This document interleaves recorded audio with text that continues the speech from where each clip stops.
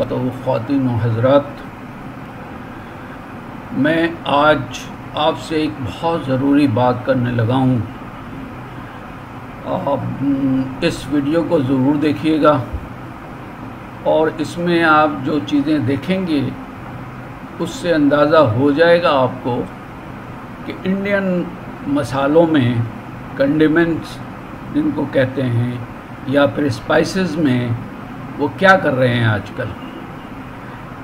उसमें वो पेशाब गाय का मिला रहे हैं और आप इस वीडियो में और तस्वीरें भी देखेंगे जिसमें ये लोग उसको खा भी रहे हैं, उसको पी भी रहे हैं, उनका प्राइम मिनिस्टर भी कर रहा है। अस्तग़फ़िरुल्लाह अस्तग़फ़िरुल्लाह अस्तग़फ़िरुल्लाह।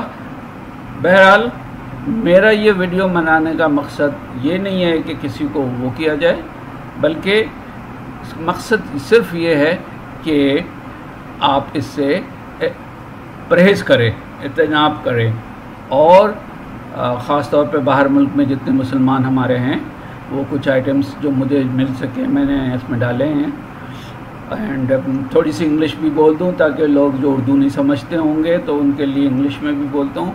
Ladies and gentleman, these spices see made in India are full of cow dung and urine, so it's very unhealthy, and I'm sure nobody would like to sort of take it.